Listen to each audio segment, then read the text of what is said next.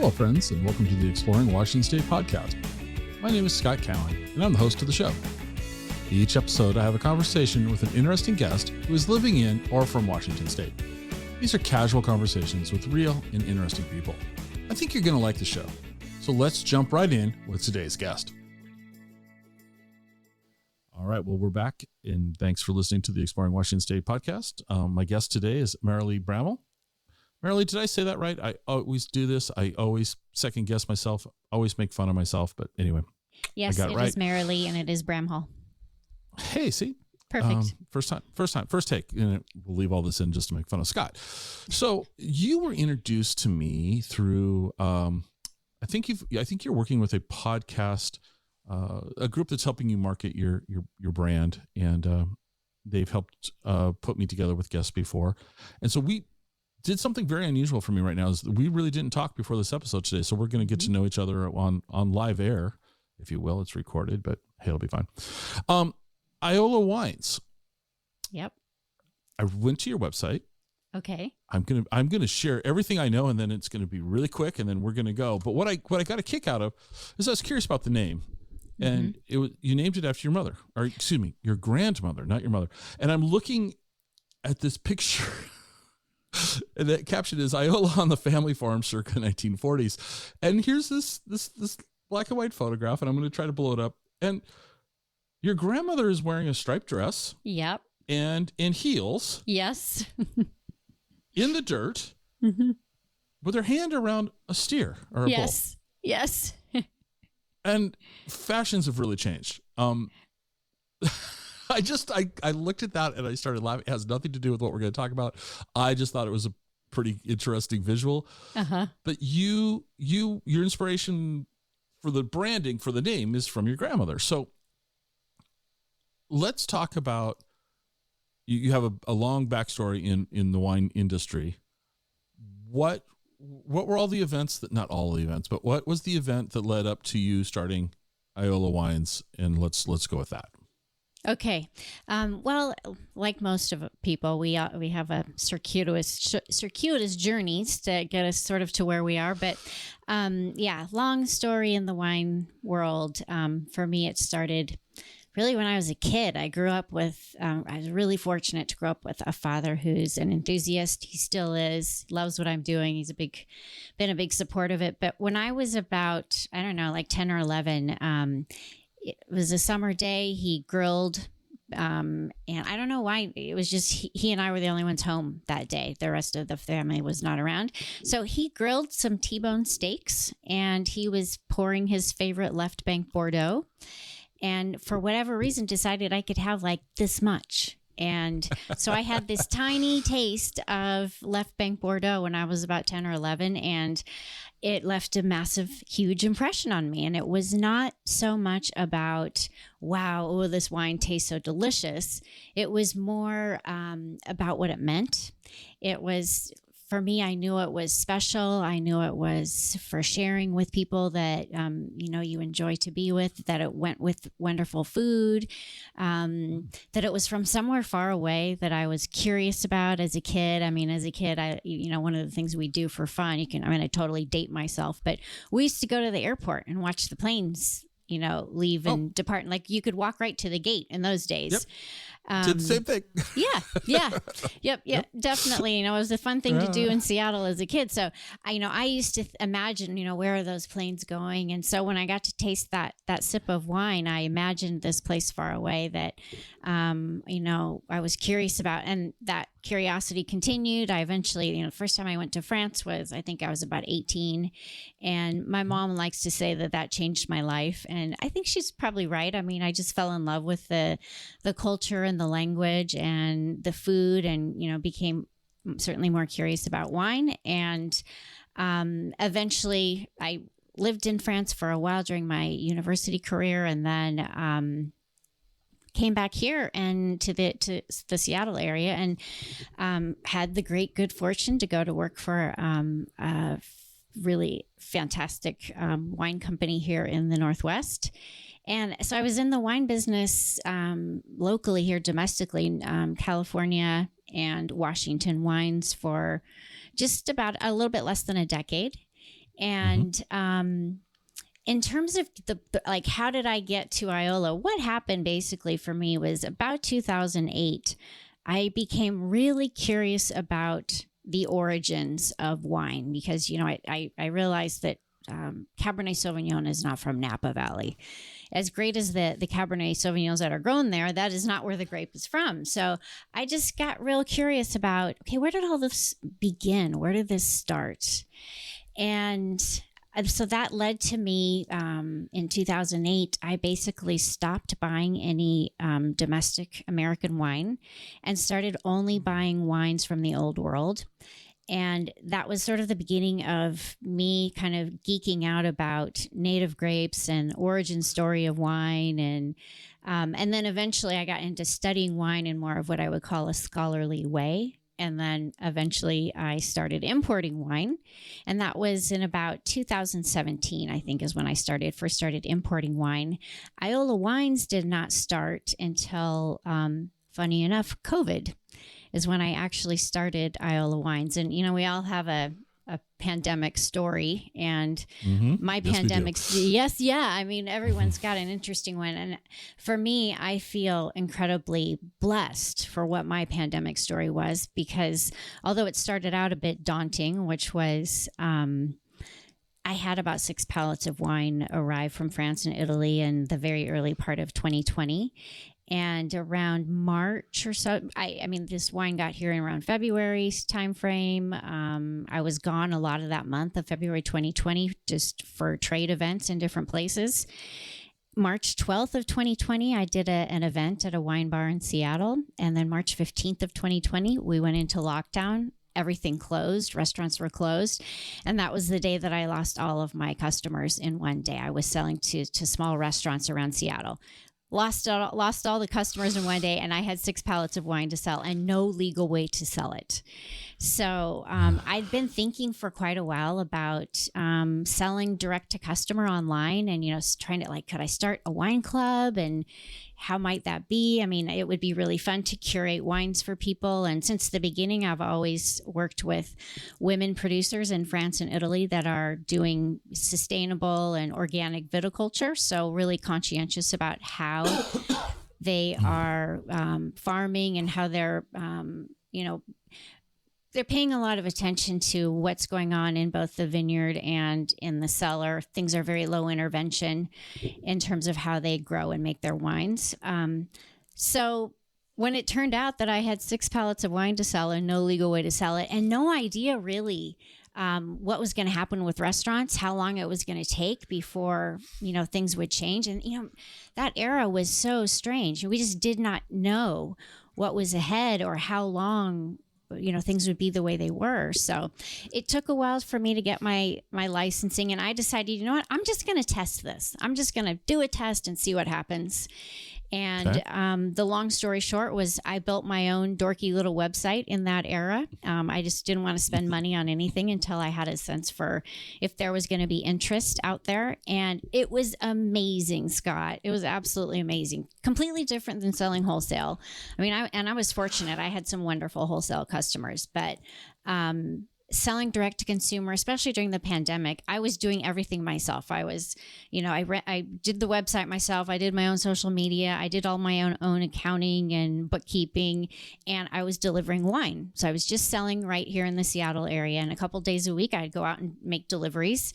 And it turned into, I would stand on people's porches and listen to them tell me about, well, when they went to Tuscany or when they went to Bordeaux or when they went to Burgundy. And they were so grateful that I was showing up really with a bottle of memories for them, a way for them to sort of travel virtually through the bottle that I brought them and remember the times that they had traveling through wine regions in France and Italy. So that was the beginning of Iola, really, was the pandemic.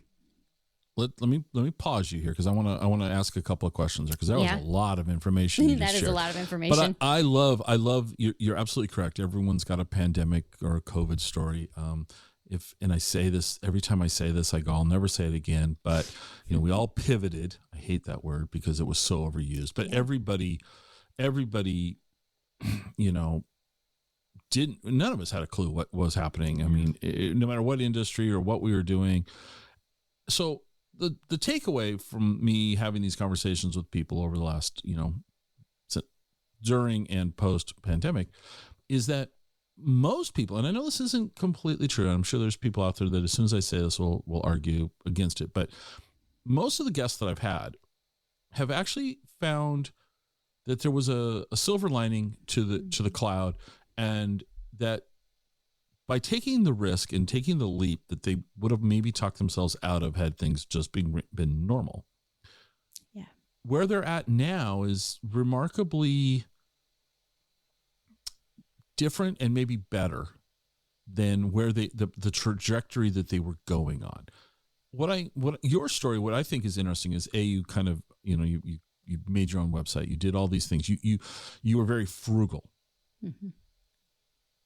But the part that I really want to explore just a little bit here is you said you were making deliveries in person. Now, during the pandemic, we weren't supposed to be in person.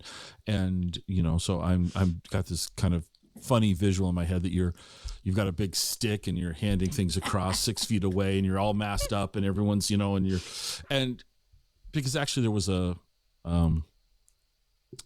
in the real estate space in a certain county in Washington State, the only way you could deliver documents was to put it in a pail, and then they would take the pail back on a stick through the doors. They were using. Well, I have not heard that. Wow. Yeah, it was, and they would only record documents once a week, if that.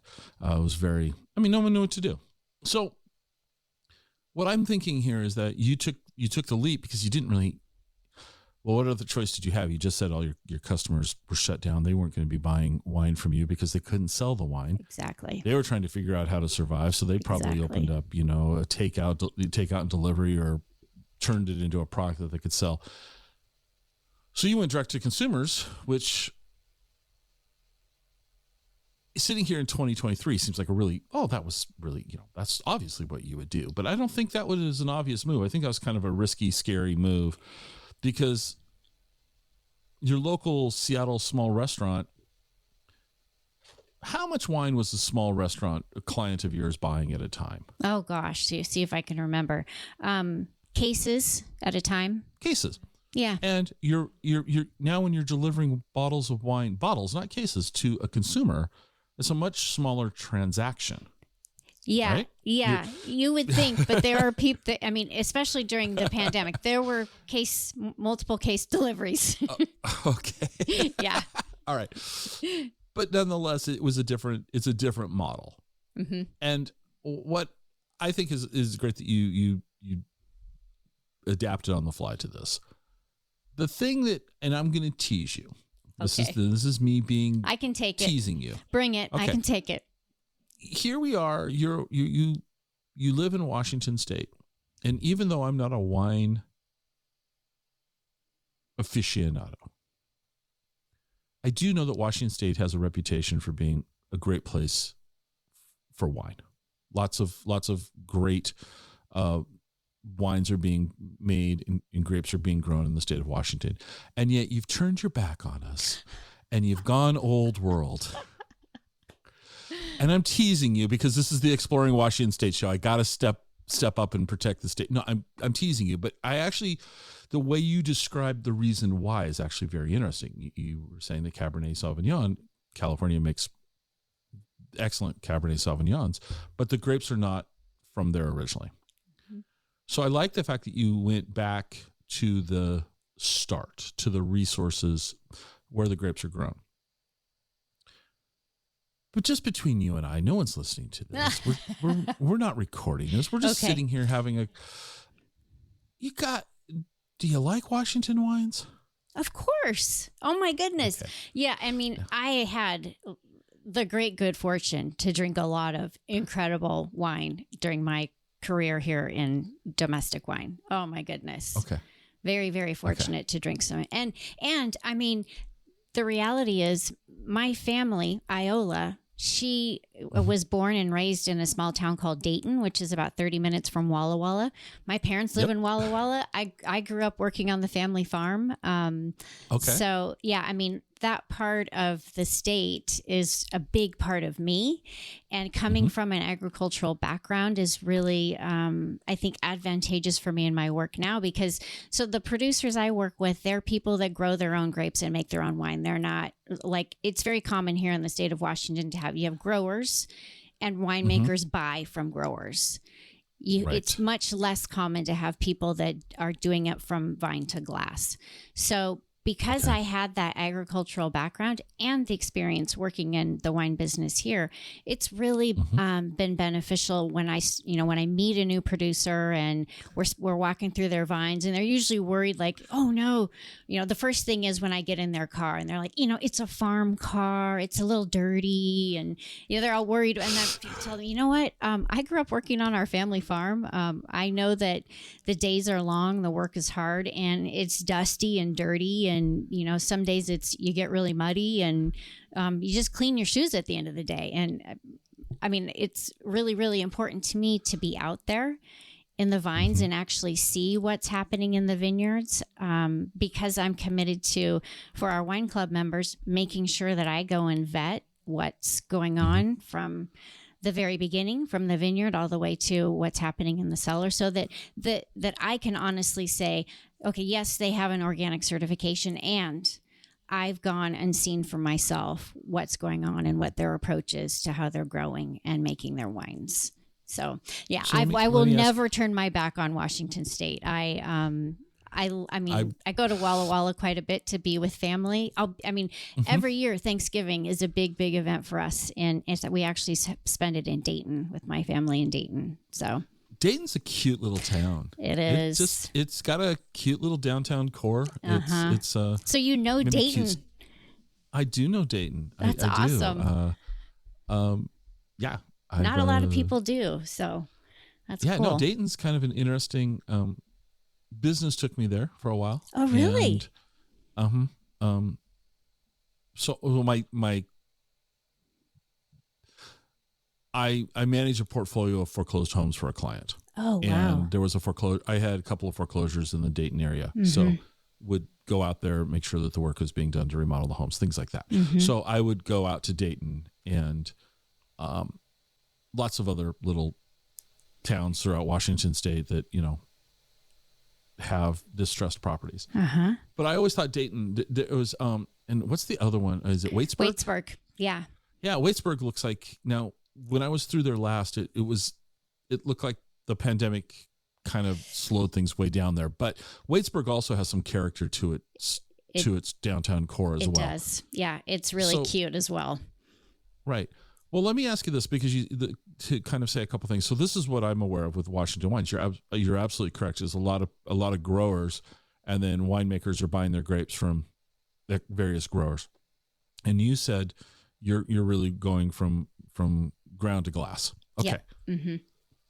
Now I'm putting you on the spot here, and this is probably more complex question than I'm going to phrase it as. So this is designed to be simple, but I'd like you to pick one of your wine producers that you're working with right now.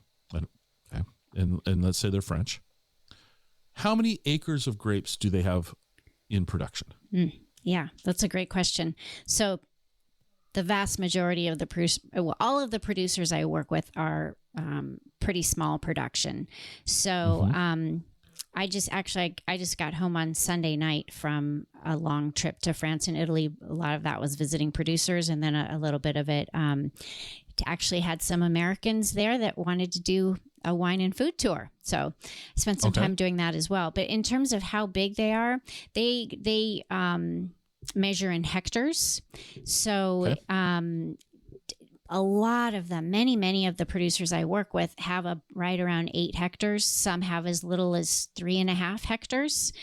The very quick math that you can do in your head is really just to double that. And that's a good approximate for how many acres that is. So 7 to 15, let's just call it like that. Exactly. So yeah. Less than 20. A lot.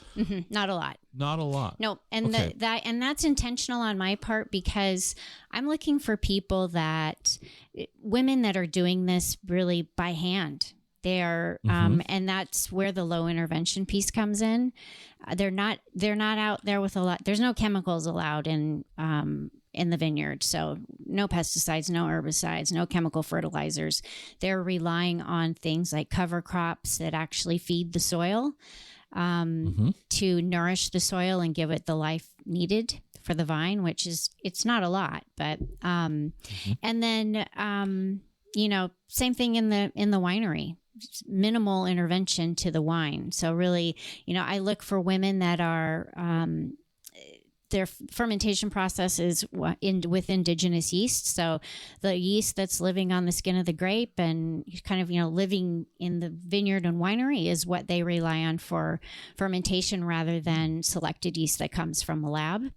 And I think that, when I can find wines like that, they're so vibrant and alive. The less intervention there is by humans, the more terroir expressive a wine is going to be, the more it's going to be representative of the place where it comes from.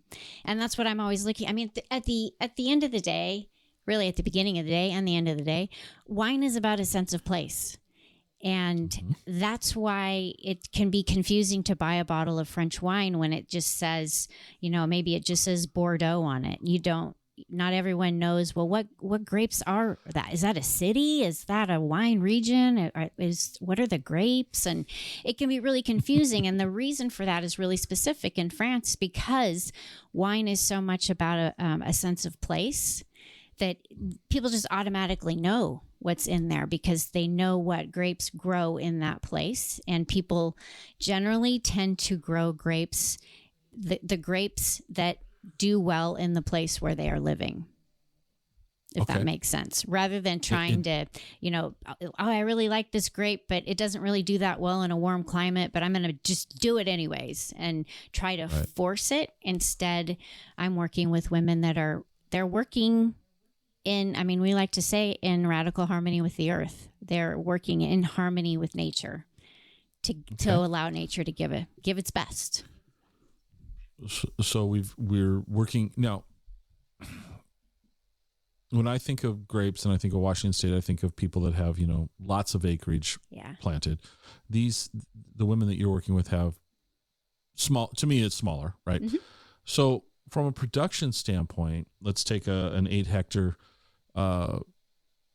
vineyard. Approximately, what's their production in bottles or cases from that? To help me get a mindset around that. Sure. Yeah. So it depends, of course, on the year. Some years it's going to be really painful, and vintages can be really hard, and that's happening more and more frequently right now. But if you have about 8 hectares, then you can estimate that you're going to have around 50,000 bottles a year. So 50,000 bottles. That's a lot of bottles. It might sound like a lot, but if you look at, a producer here in Washington, like, maybe Chateau Ste. Michelle, they're making, something like 7 million cases a year. So relatively, it's very different. Okay. So then on the small side, then we could just doing the math.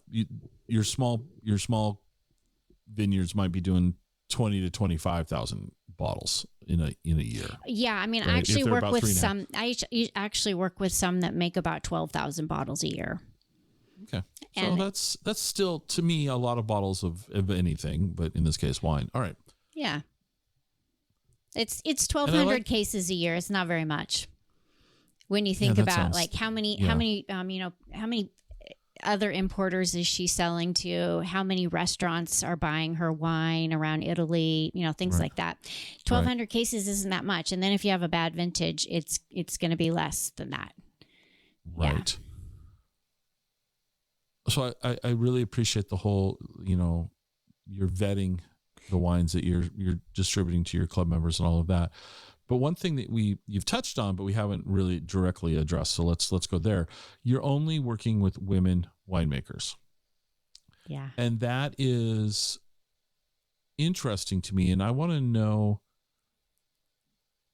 why. What was the motivation? Where did you finally come up to this? Because when I was reading on your website, and I'm going to misquote you, but it's a small percentage of total winemakers are women. I can't remember what it was. Was it 15%? It's about 15% globally of all winemakers are women. Okay. So All right. So you've shrunk the pool of available wines now by a massive amount. Yeah.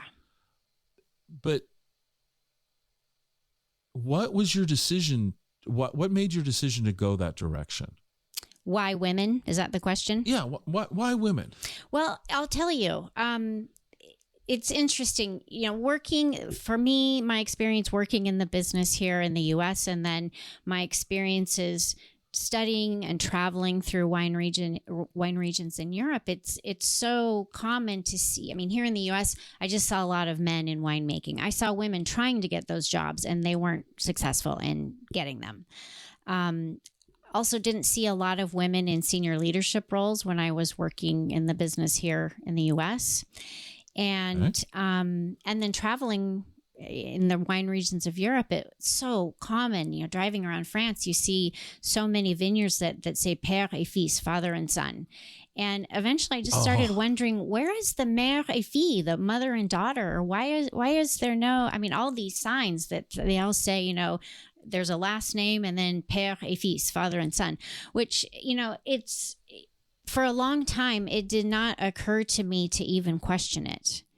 And then once I did question it, which was, probably around 2015 or 2016, couldn't stop thinking about it.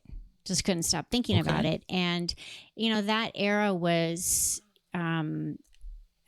it was a challenging time for women. And I think women are, it's funny, it's almost paradoxical. On the one hand, this is it's a difficult time for women, and certainly in the U.S., things have have become more complicated for women than they were 20 years ago, let's say 10 years ago. Okay. But then at the same time, I see just a groundswell. There's so much opportunity for women right now at the same time. And so when I do private masterclasses regularly for people. And when I tell them that globally 15% of winemakers are women, and we're not talking about the volume of wine being made. If we looked at the volume of wine being made, what the percentage of wine actually being made by women would be significantly smaller than 15%, I'm sure. But the flip side of that is here in the U.S., around 80 to 85% of all wine purchases are made by women.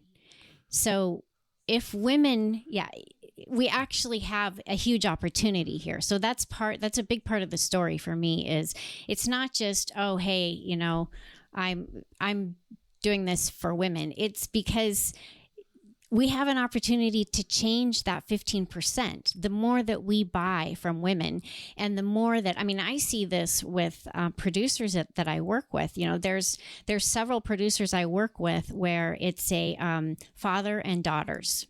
And those relationships are, just like all of us. They're all different. They are different dynamics. There are fathers that are just over the moon. They're so proud of their daughters and so proud that their daughters want to be a part of, taking over and being the next generation. They're so proud that they've changed the name of their vineyards to say father and daughters on it.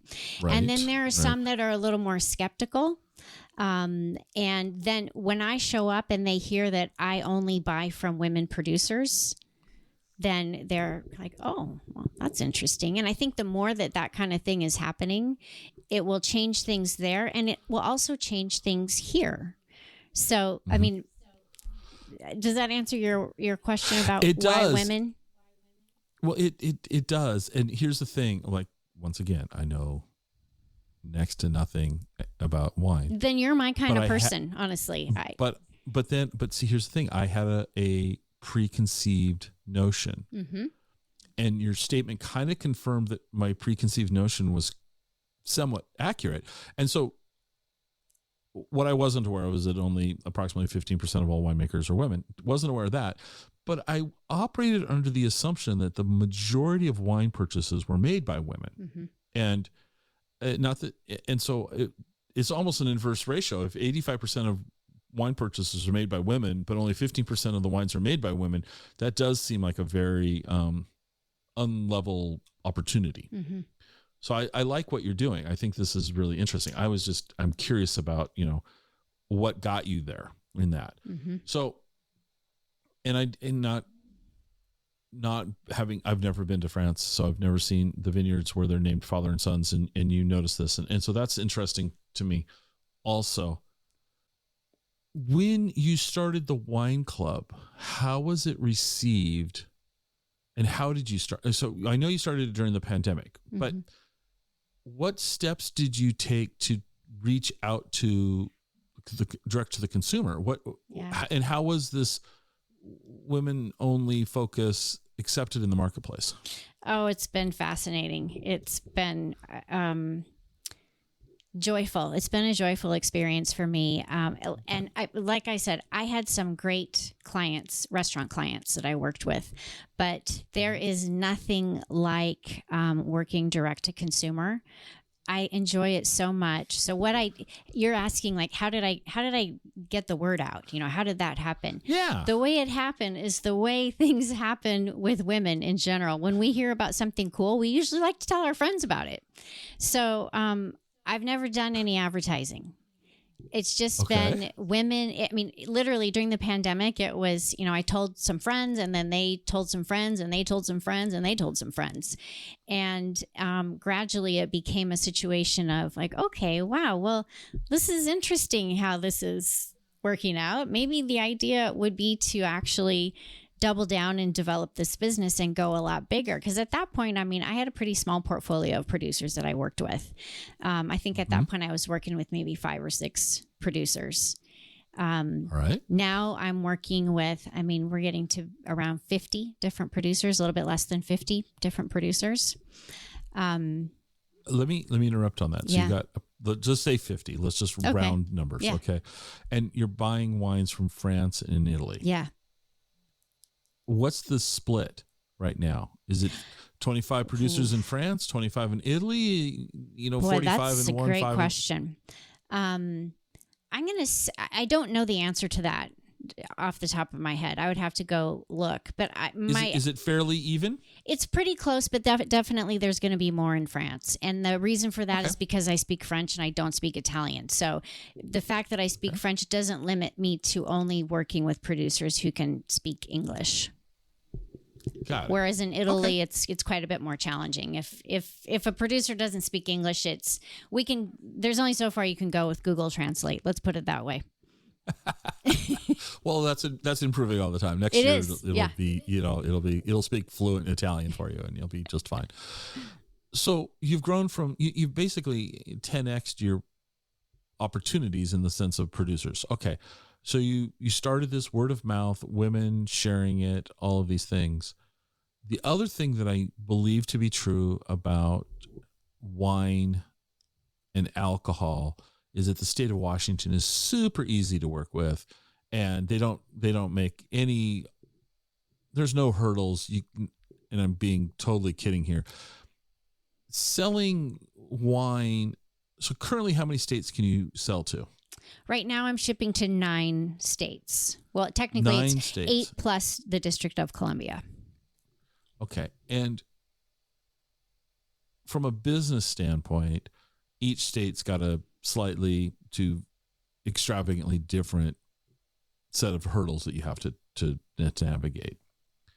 Have you given any thought of working with a distributor that's already got those relationships set up, or does that destroy the direct-to-consumer to you? Yeah, no, I wouldn't do that. And the reason is because I source and direct import all the wines. And that's the idea is that, there's several wines that I sell. They're not available anywhere in the U.S. except through me because these are small producers. And there's certainly instances where people are, producers are, they love what the project is about. They want to be a part of it. So they'll make a decision to work with me rather than someone else because of what the project is about. Even though I'm small, I'm just getting started. And so, though I started this in 2020, there was quite a long period where, we couldn't travel, and not being able to travel was pretty difficult for me to source new wines. I had a lot of samples shipped to the house. Producers from France and Italy were shipping me samples, but at the end of the day, sourcing without being able to travel was pretty difficult. And then, the next piece of it was after making the decision to really double down and invest in this business and grow it, that meant a whole bunch of infrastructure had to be put in place, like an actual website had to be built and a bunch of other things behind the scenes. And, as part of that is all of the licensing with each individual state that, we decided we wanted to target in our first push. That stuff took a lot of time. So really it's been, we launched the website, gosh, it's almost a year. Wow. That was fine. I'm so used to thinking that it was about 6 months ago, but it was in December of last year. So yeah, we're getting close to about a year since we really, sort of relaunched, or like the part is in parentheses, launched Iola Wines as it is today. Went through a whole process of branding that we didn't have, and so the logo has a specific story around it, and it took a while to develop all of that stuff. So. Okay. Yeah. I've got a couple of questions. I'm glad you mentioned the logo because I want to bring that up. But before we do this, you said 8 states. Yeah. Obviously Washington. Mm-hmm. Where else are you currently shipping wines? To Oregon, California, Colorado, Wyoming, Florida, DC, like I said, Minnesota, and New York. We just started in New York. Yeah, just got our New York license. And actually in a few weeks, I will be going to New York for New York Champagne Week, the 10th anniversary of New York Champagne Week. And going to do a whole Iola Wines event at a night that's put on by a group called The Fizz is Female. So that should be a lot of fun. All right. Mm-hmm. All right. Out of all those states, one of them doesn't make sense to me. Well, which one? Wyoming. Oh, and I really? say that, and this is population. There's not a lot of population in Wyoming, in the state of Wyoming. Oregon, I kid, we don't like to talk about Oregon on the show. I kid. Oregon makes perfect sense. California makes perfect sense. Colorado makes perfect sense. New York is a no-brainer. DC as well. Florida, great. Minnesota, there's a lot of population there, so I get that. But Wyoming, why did you pick Wyoming in the first iteration? If you will? That's a really good question. Looking at it from that point of view, I can see, that doesn't seem very logical. Why would she pick Wyoming? The reason why was because a customer lived there, was like, please, I really want to be in your wine club. And I got other people that are going to want to be in it. So please, would you get licensed? So yeah, did that specifically at the beginning for a couple customers that live in Wyoming. And the stories that I hear from them about living in Wyoming is that it's really tough to get these kinds of wines there. The selection they have in the state is just very limited. So for them, having this is just a wonderful thing. And that all makes sense. And I think it's great that you're doing this. And a big company would have probably not made that business decision based on one or two people's requests. They would have said, yeah, the math just doesn't work. We're going to do Montana instead, let's say, or Idaho maybe. But I think that's awesome. All right. Put you on the spot. Okay. I always like to ask forward-thinking type questions. So that was kind of the first round. Where else do you want to expand to? What's kind of on the near horizon as far as distribution goes? Well, I would like to. New York is brand new, so I'm really excited to start building in New York. I think New York it's a super great market for us. There's, obviously a lot of wine drinkers there, and there's a lot of women there there's probably a lot of people there. And I don't want to sound like I don't have any, that our customers are only women and no one else. I mean, we are interested in providing wine for anyone that is curious and interested and, wants to. Right. What I'm trying to do really, Scott, is democratize wine. I want anyone that's curious about it to feel like they're welcome. for too long, it's been kind of there's been this vibe that you have to know some things before you can be a part of this, wine thing. And that's not true. It's really for anyone that's curious about it. So, I mean, I'm very excited about New York. I would love to be doing more on the East Coast. I think that'd be great. Okay. And then the other state that I dream of is Texas. Yeah. I have a good friend in Texas he and his wife are both wine enthusiasts. Doesn't begin to really describe them. Mm-hmm. He goes to Napa once every year and works with a vineyard there to make his own. Oh, that's fantastic. Wines. Yeah. And my limited palate, they're enjoyable. I can't, I'm always afraid to like speak about wine in the sense that, if you did a blind taste test in front of me, I'm afraid that if you poured Franzia, I might say I like that one the most and just be embarrassed. Okay, so box wine. Can I tell you something about that? Here's my opinion about that. You should never be embarrassed about what you like. And the reason for that is we do not live any longer in the era where we are drinking wine because it is safer to drink than water. There was an era where that was the case. Yes. Yes. And it wasn't just wine. People had drank beer too because the water supply wasn't that safe. We don't live in that era anymore. The era we live in now is that the purpose of wine, its sole purpose, is your pleasure.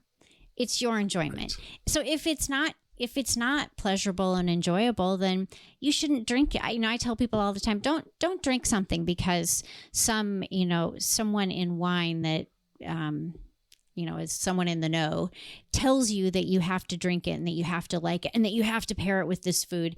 If you're not enjoying that, then, life's too short to drink something that you don't like. Drink what you enjoy. That's the only purpose of it, is your pleasure and enjoyment. So, yeah, absolutely. So if you ended up liking the box Franzia, then there's nothing wrong with that.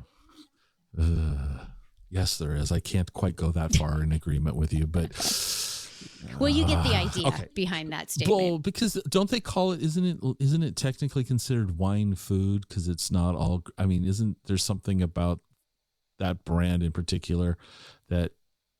Anyway, about Franzia? I don't know. I'm out of the loop on that one. Yeah. Well, it's like craft singles, and they're a cheese food, and so they add the word. It's not really cheese. Yes. Yeah. And so Franzia, I think, is a wine food, and it's not really wine. It is. Anyway, let's wow. That's fascinating. That topic's dead. Let's move on. The logo. You said there was a story, and I was on the website and I looked at the logo and it caught my eye. It's intriguing. What's the story behind the logo? Oh, it has a few different stories kind of all wrapped into it. But the main story is about the woman. The woman is, she is based on an Etruscan woman. And so the Etruscans, lived in what is now modern day Umbria and Lazio on the Italian peninsula. In that era, same era as the ancient Greek and Roman societies. However, the women that lived in those three societies all had very different experiences. Etruscan women they kept their own names. They were literate. Their children kept their names. They taught their children to read. They could actually go to athletic events and be observers, spectators. They could go to gyms and work out. They could walk freely throughout the town that they lived in without being accompanied by a male relative. They could do things like go to what they called banquets in those days, and which I would just sort of call a dinner party. So women were allowed to go to dinner parties. And the other thing that was particularly important in that era was toasting. Toasting was something that was sacred in a way. And women were allowed to toast. Etruscan women were allowed to raise their glasses and toast. At these banquets, they did not have to sit by their husband or brother or father. They could sit by any man in the place, or whoever they wanted to sit with, they could. And children would be running around in these banquets. Now, in the same era, Roman women and Greek women had a radically different experience. They were usually confined to the house, and not just to the house, to a specific part of the house. They could not go to athletic events. They couldn't go to gyms and work out. They had to be, in the company of male relatives. They certainly could not go to banquets. The only women that were allowed to banquets were women that were there to quote unquote entertain. Primarily prostitutes were allowed to attend these, and they were educated somewhat so that they could converse with the men at these events. Toasting, no way. That was never going to happen. So there was I believe he's a Greek philosopher that traveled around, and he was writing in this era. And when he saw what was going on with these Etruscan women there, they're going to these sporting events and they're going to the banquets and they're toasting. He was absolutely scandalized by this behavior. And, ironically or not, and maybe this is where the word comes from, but his name was Theopompus. That was his name. So the woman in our logo is based on an Etruscan woman who, they really were on pretty close to an equal footing with men. And there's a lot of interesting archaeological evidence of this, and how they lived and what their society was like, and what the role that women had in Etruscan society was pretty different than everywhere else. Now, unfortunately, the Etruscans were overrun and conquered by Rome, so that all of that went away for women. Their reality changed completely after that. So that's the woman, and then her collar is grape leaves. And she has the seven sisters. The Pleiades constellation is over her head. And the reason for that is that my grandmother was one of seven sisters. So that's why the seven sisters constellation is there. It's just a way of honoring my grandmother, another way. And then the owl on her head is there. It's just kind of a funny thing, actually. I have a thing with owls, which is... I don't know, it was maybe like 10 years ago. I was out for a run in the Arboretum here in Seattle, and an owl landed on my head. Basically, yeah, it was very surprising. I was in one of those woodsy trails. I had my earbuds in and, a ball cap and a ponytail. And all of a sudden I felt this thing on the back of my head with a lot of force, and it's kind of a goofy story. I was screaming, I didn't know what was going on. And then, it came back and it was right next to my head, flying right next to me, and then landed on my head again. And I got out of the woods and I was screaming, and I heard another woman say, "Do you need help? Do you need help? Are you okay?" And I said, "Yeah, I need help. I need help." And so she said, "Is it a man?" And I said, "No, it's an owl." She came out of the woods with a big tree limb, and anyway, it was just an owl. So ever since then, owls have been interesting, and just an interesting animal to me. I've never had a close encounter quite like that with an animal. And it was purely by coincidence that the designer had the owl up there. She did not know this story. So when the designer had the owl on the woman's head and showed me, "Hey, this is what I'm thinking about," it was like, oh my goodness, this is crazy, because I've had an owl on my head before. So yeah, we had to go with the owl when.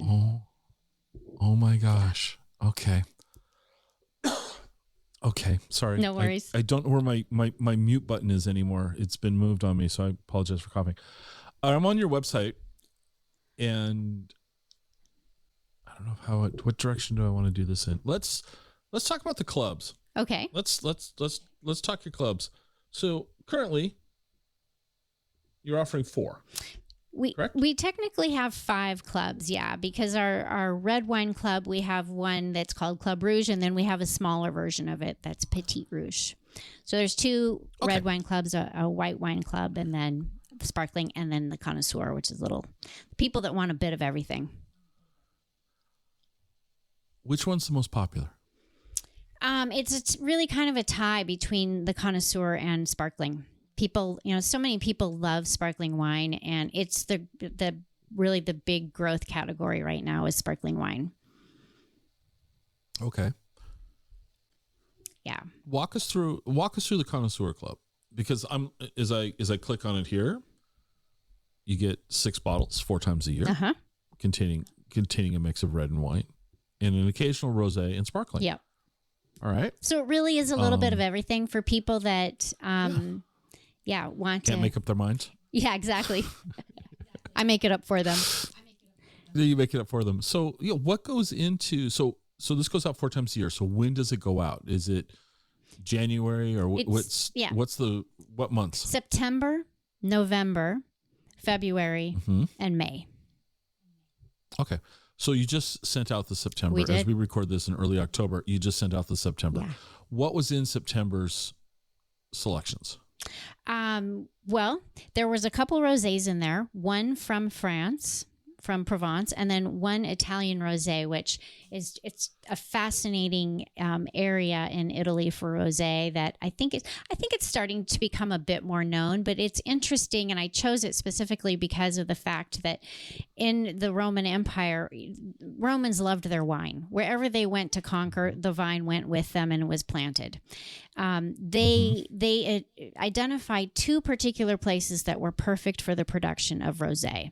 One of them was Provence, and the other is the area around Lake Garda in Italy, and that's where the rosé from Italy that's in our September allocation, that's where it's from.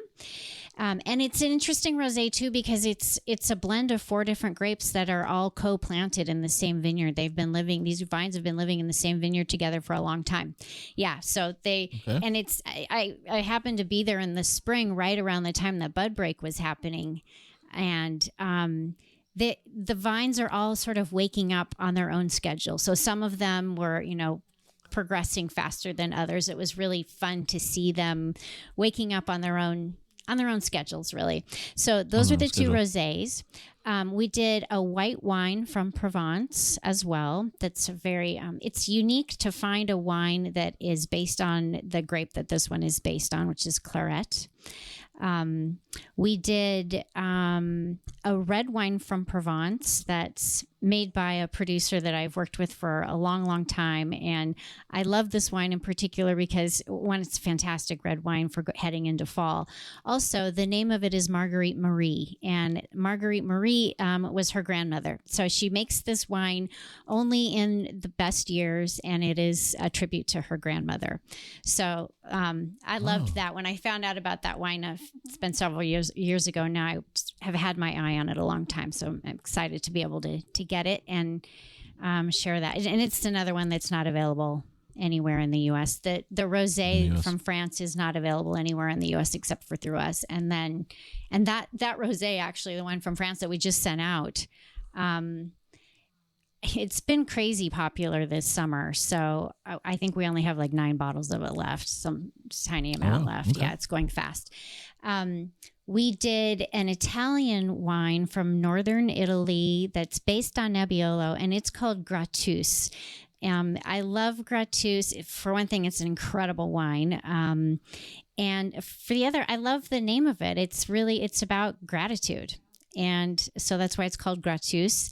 And the producer says they call it Gratus because they're so grateful for their volcanic soils where this grape is grown. It gives it's a different expression of Nebbiolo than what we find in the Langhe with Barolo and Barbaresco. So this is an exciting way to experience Nebbiolo. This wine, actually, it's a blend with Vespolina, and those 2 grapes are related, so they work really well in a blend together.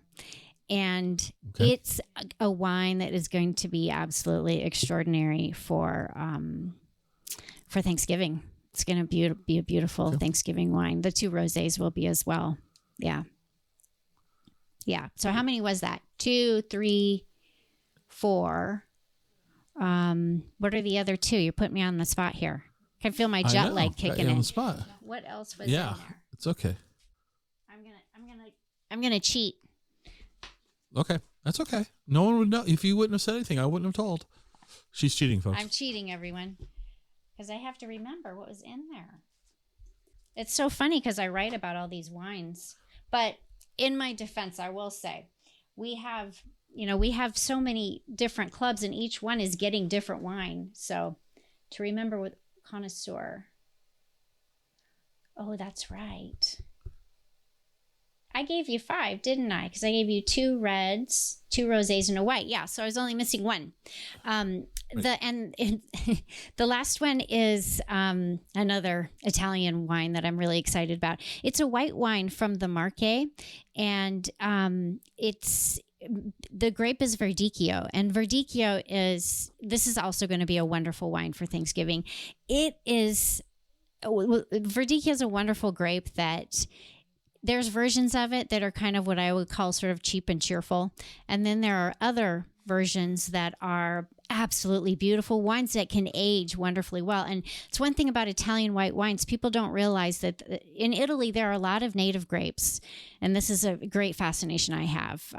There's hundreds, really. I mean, it's fair to say that there's thousands of them because there's so many that really haven't been actually had the DNA work done and that are disappearing because they aren't necessarily being grown anymore. But Verdicchio is a white grape along with several other white grapes in Italy that age beautifully some of these wines age for a decade easily. And we don't usually think about white wine that way. So it's one of the other fun things about Italian wine. White wine is really incredible there. And it's easy, I think, for a lot of us when we think about Italian wine, we think about red wine. We all have generally some experience with red wine from Italy. A lot of times it's, we're drinking red wine from Tuscany. That's what we're familiar, Sangiovese, we're familiar with that. But not a lot of attention gets paid to the white wines of Italy. Okay. I'm on a mission to change that.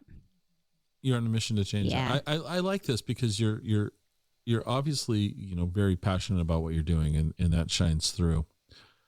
So moving forward, is it unreasonable to expect more club offerings in the sense like, will you go to 6 offerings or have you, and she's shaking her head no. Yeah. So really you've dialed it in with where you're at. This is the sweet spot for you. Yep. Okay. This is definitely it. Okay. So we're going to wind this down. We're getting near the end of the bottle, if you will. Okay. And we're going to wind this down, but I think I've got a couple more questions for you. Number one, where should people, because I was sent a one sheet and there was a TikTok and an Instagram and a Facebook and a LinkedIn, your website, but where's the best place for people to find out about what you're doing if they're curious and they want to know more about your story and about the wines?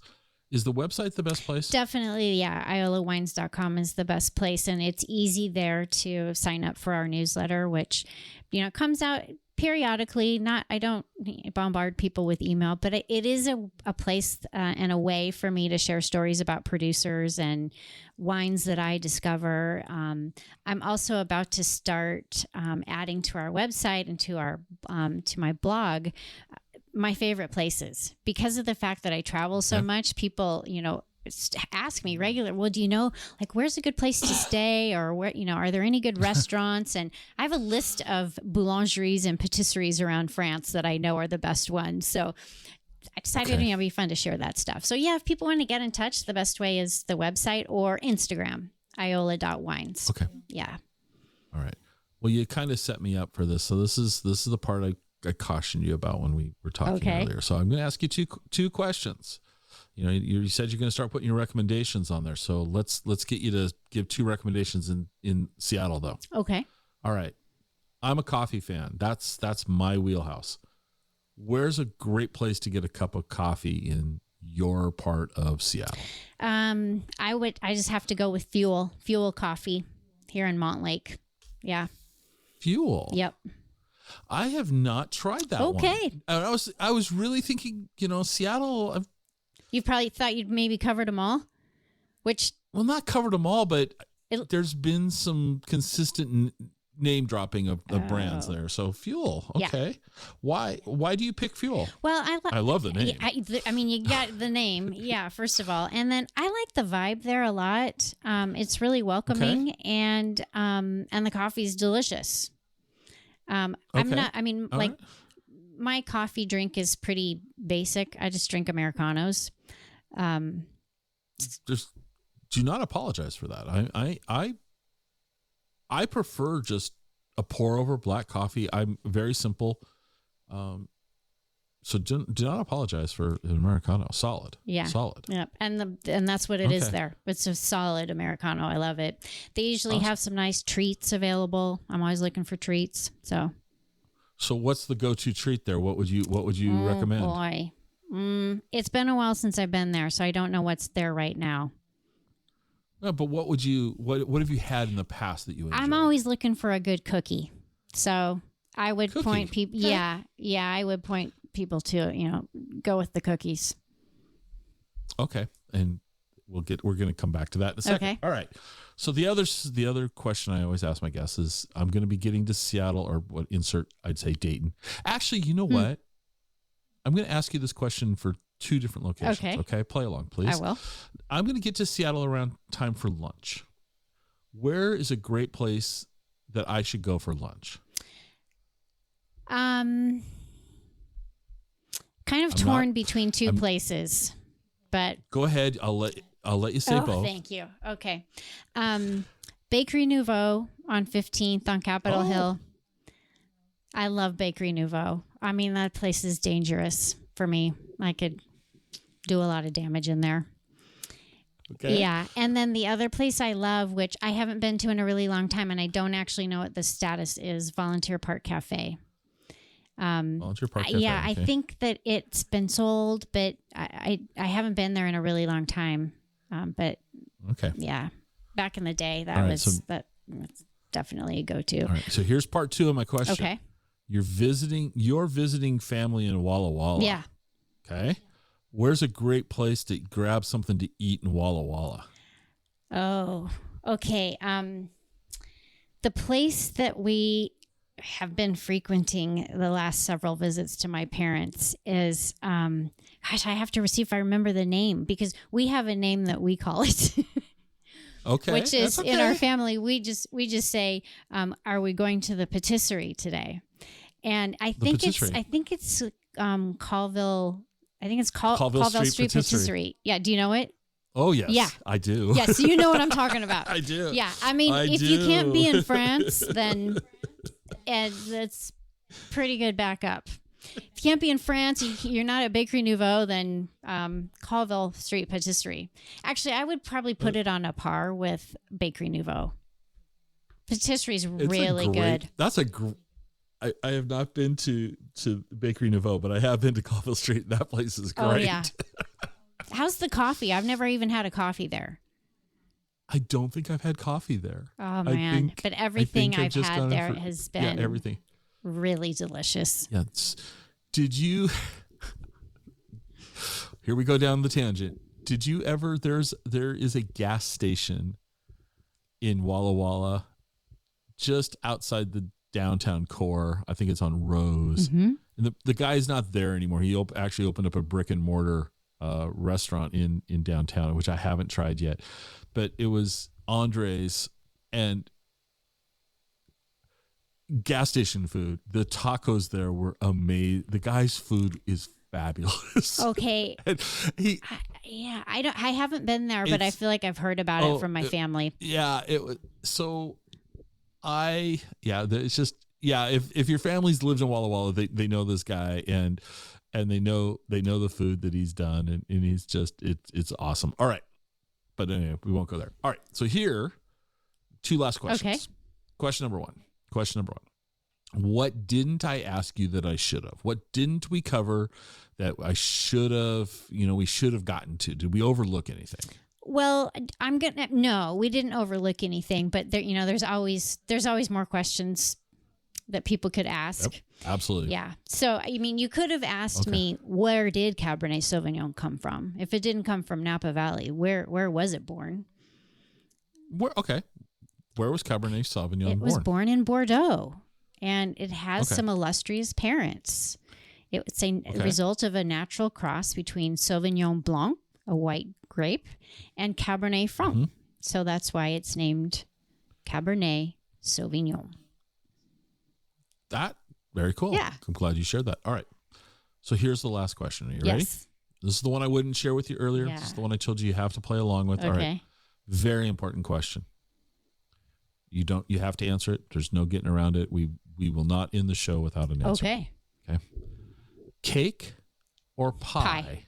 And why? Pie. And why? 100% pie. Oh my goodness. Okay. My grandmother Why? was the queen of making pie. I mean, one time, this was before my lifetime, but there's a lot of, this is a story that's been handed down for a couple generations now.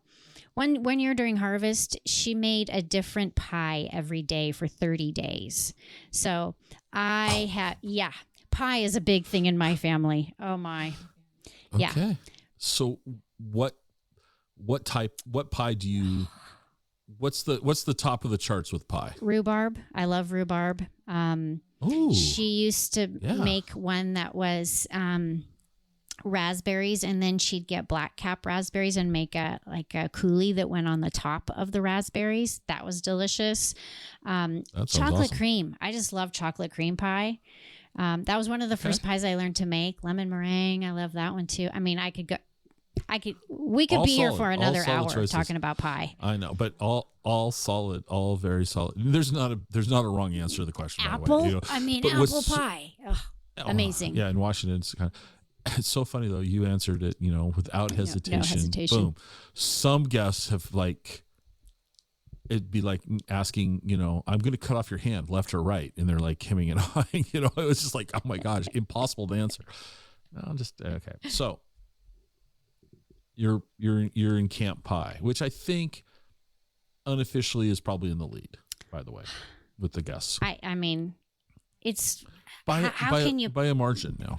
For me, yeah, it's just I don't know how you need any time to think about that. It's just pie is so much better than cake usually. So okay, all right, solid answer. So I really appreciate you sitting down with me today. You've informed me about wine. I think it's great what you're doing to draw attention to a small segment of the wine producers in the world. I think it's interesting that you've got the take on, you're going back to the origins of the grapes versus, say, Washington or Oregon or California. And I like that.